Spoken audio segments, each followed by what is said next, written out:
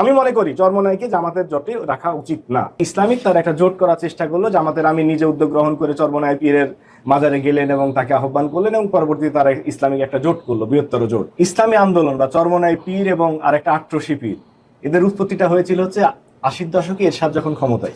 এরশাদ সাহেব আবার খুব পীর পূজারী ছিলেন, তিনি আট্রসির মাজারে যেতেন এবং এই চরমোনাইরা তখন থেকেই ফাইন্যান্সড হয় এবং তারা বিভিন্ন গোয়েন্দা সংস্থার মাধ্যমে বেনিফিটেড হয়ে এই ধরনের একটা সংগঠন তৈরি করে। জামাতের যে বড় একটা স্ট্র্যাটেজিক ইস্যুটা ছিল, এটা ইটস এ পলিটিক্স। তো তারা পলিটিক্সে তারা আসলো সম্পূর্ণরূপে ইসলামিক দল থেকে, তারা তাদের জোটটার মাধ্যমে অনেকটা ইসলামিক এবং নন ইসলামিক দল, যেটা রাষ্ট্রপতি জিয়াউর রহমানের ছিল, যে ডান বাম মধ্যপন্থী সকলকে নিয়ে একটা দল গঠন করা, বিএনপি গঠন হয়েছিল, সেই ধরনের একটা জোটের এনসিপির মতো একটা প্রগতিশীল একটা দল যারা ইয়াং জেনারেশনের এবং ন্যাশনালিস্ট পার্টি তাদেরকে নিল, ইসলামিক জোটকে নিল, কিন্তু এখানে চরমোনাই তখন বাগড়া দিয়ে বসলো। তাদের চাহিদা দিন দিন বাড়তেই থাকলো। একই সাপের দুই কল্লা থেকে আমি একটা স্লোগান পূর্বে প্রচলিত ছিল যে একই সাপে দুই বিষ, নৌকা ধানের শীষ।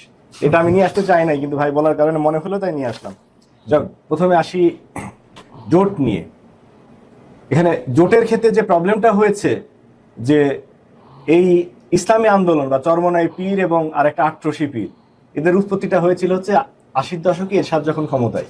এরশাদ সাহেব আবার খুব পীর পূজারী ছিলেন, তিনি আট্রসির মাজারে যেতেন এবং এই চরমোনাইরা তখন থেকেই ফাইন্যান্সড হয় এবং তারা বিভিন্ন গোয়েন্দা সংস্থার মাধ্যমে বেনিফিটেড হয়ে এই ধরনের একটা সংগঠন তৈরি করে এবং তারা চরমভাবে জামাত বিদ্বেষী। সবসময় জামাতে ইসলামী বিএনপির খুব কাছাকাছি তারা রাজনীতি করেছে। 91 সালে আপনারা সকলেই জানেন যে 17টা আসন জামাত ইসলাম পায় এবং তাদের সমর্থনে বিএনপি ক্ষমতায় আসে এবং তার বিনিময়ে জামাত ইসলাম সেই সময় কোনো কিছু নেয় নাই। পরবর্তীতে জামাতের সাথে বিএনপির কিছুটা দ্বন্দ্ব হয় তত্ত্বাবধায়ক সরকার ইস্যু নিয়ে এবং আওয়ামী লীগের সাথে তারা যুগপৎ আন্দোলন করে, কিন্তু কোনো জোট গঠন করেনি। পরবর্তীতে 2001 থেকে মোটামুটি বিএনপির সাথে একটা মজবুত জোট ছিল, যেটা এই 2024 সাল পর্যন্ত ছিল। কিন্তু যখন আওয়ামী লীগের পতন হলো, তখন ন্যাশনাল ইউনিটির যে প্রয়োজনটা ছিল, সেই প্রয়োজনটা কেন যেন দুই দলই তারা ভুলে গেল। এখানে সমস্যা আমাদের ছিল, জনাব তারেক রহমান দেশের বাইরে ছিলেন, জামাতের 10-11 জন শীর্ষস্থানীয় নেতাকে ফাঁসি দেওয়ার কারণে তারাও একটা নেতৃত্ব শূন্যতার মধ্যে ভুগেছে।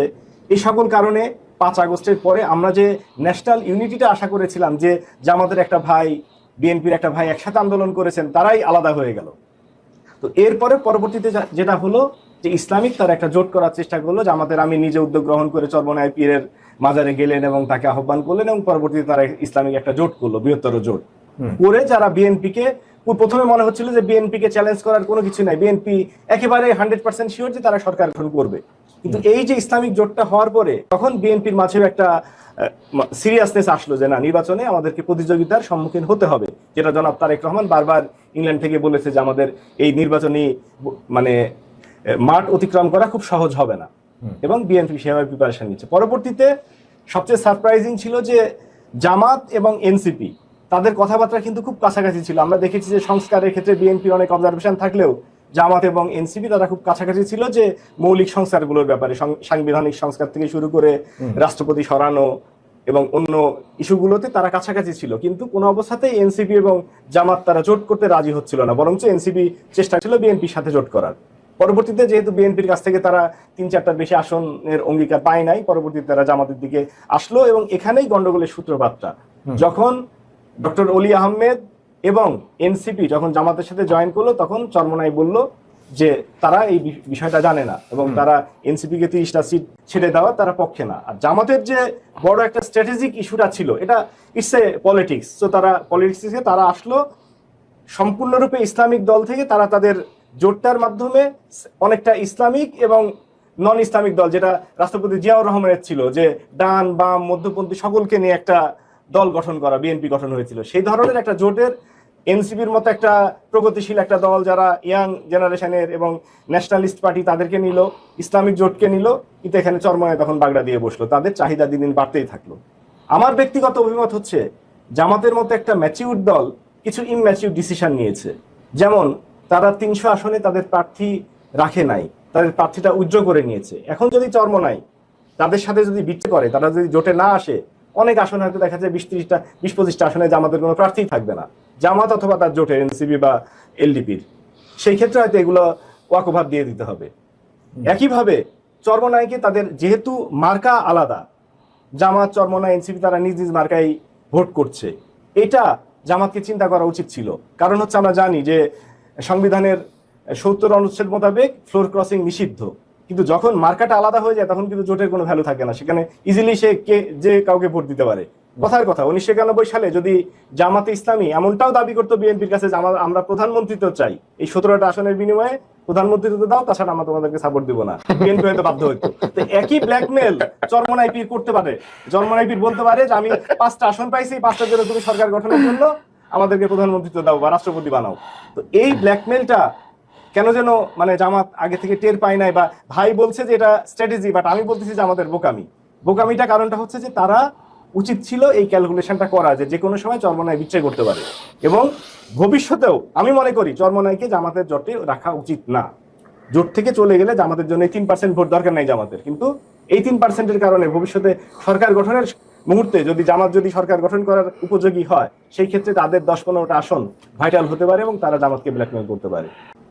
এবার আসি পরবর্তী প্রসঙ্গে, ব্যালট পেপার নিয়ে যে প্রবাসীদের বিতর্ক সৃষ্টি। এখানে আসলে আমরা নির্বাচন কমিশনকে দোষ দিচ্ছি, এখানে নির্বাচন কমিশনের কিছুই করার নেই।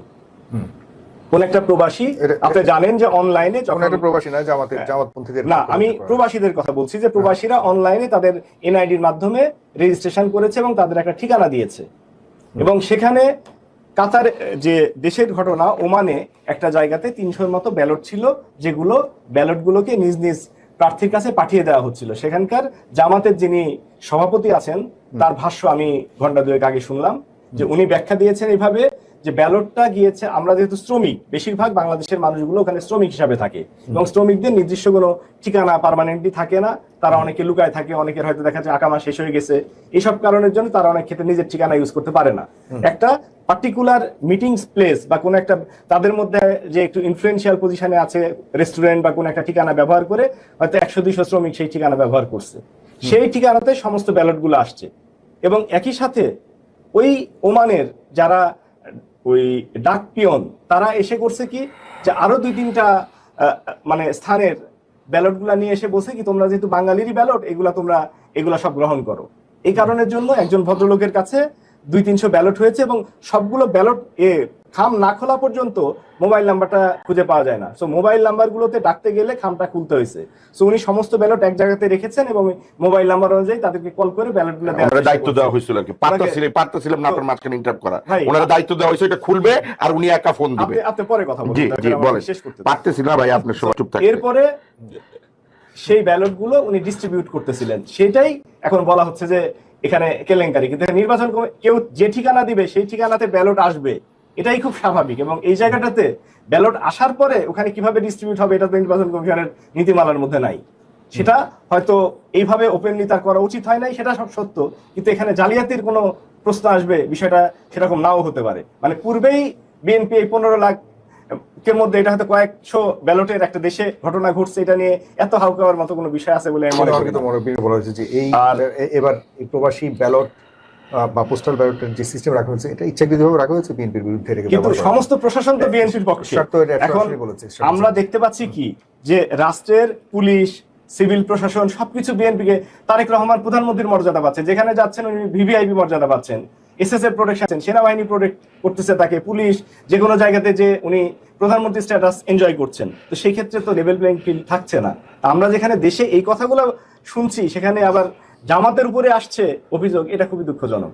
মানে যেখানে বিএনপি একচেটিয়া চাঁদাবাজি করে যাচ্ছে গত 1.5 বছর ধরে, একচেটিয়া টেন্ডারবাজি করতেছে, একচেটিয়া চর দখল করতেছে সমস্ত জায়গায়।